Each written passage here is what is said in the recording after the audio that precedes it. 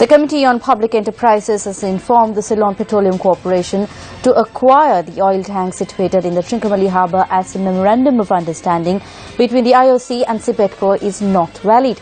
The chairman of CORP said that reports have been called at ministerial level in this regard. The Trincomalee Harbor is the 5th largest natural port in the world.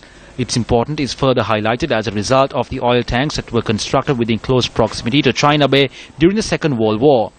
There are 102 tanks with a capacity of 12,500 cubic meters at the location. With only 100 tanks that are in a usable state, the area has been divided into 2 sections with 17 tanks in the lower tank farm and 83 tanks in the upper tank farm. The upper section is capable of filling locomotive oil tanks as well. Several tanks are being used by the Ceylon Petroleum Corporation, and 84 of them were leased to the Indian Oil Corporation in the year 2003 based on a Memorandum of Understanding between CEYPETCO and IOC. The M.o.U. states that the legal documents in this regard will be finalized within 6 months of the M.o.U. being signed. The chairman of CORP says that ownership of all tanks in the areas has reverted to the government since the legal documents had not been finalized as stated in the M.o.U. We called for a report on this in Parliament. The officials reported that there are 14 tanks being used by IOC and that there are another 85 tanks which can be filled.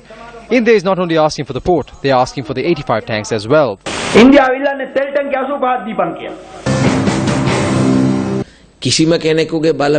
Without anyone's intervention, as the minister, I went and observed the complex. At present, we have forwarded a cabinet paper and we have given out a contract to provide a business plan to find out how this can be used in a manner that would benefit the country. However, a group of IOC employees had interfered and caused hardships for employees of the Ceylon Petroleum Corporation, including a deputy manager when they arrived at the location on the 29th of December last year. The police had to intervene and extricate the CEYPETCO employees.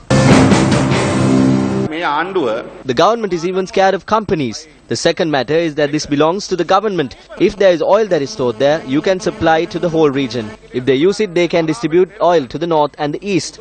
If there is a drought in the future, oil needs to be supplied to the power stations to generate electricity. That is why the CEYPETCO employees went there. The government has taken a policy decision and has given this to India as a ransom payment. That is why the IOC is doing this. Or else, the minister is not implementing what is decided in the cabinet. They are saying to come there to take it with the permission from India. The Trincomalee oil tanks, which are the property of our country, should be acquired by our country immediately.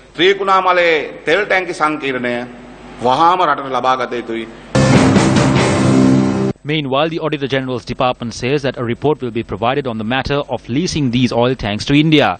When Newsfirst made inquiries, Auditor General Gamini Vijayasinghe said that the necessary steps will be taken soon. The unions charge that CEYPETCO has lost a large portion of its income due to the agreement. 2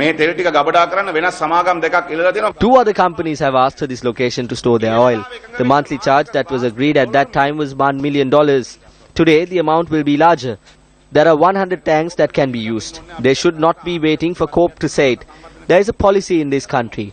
There is an economic policy and this needs to be done. But the government does not have a policy to develop the country. The only policy this government has is to sell. These oil tanks being given free of charge to India is an example to paying ransom to all those who helped Ranil Wickremesinghe to create the government.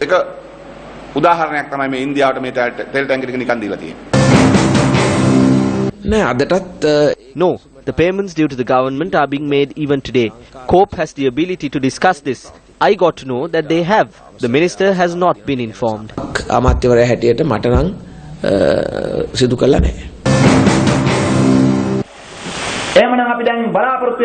Parliament has a responsibility and we hope to reconsider agreements that are harmful to the country and agreements that destroy the rights of the country.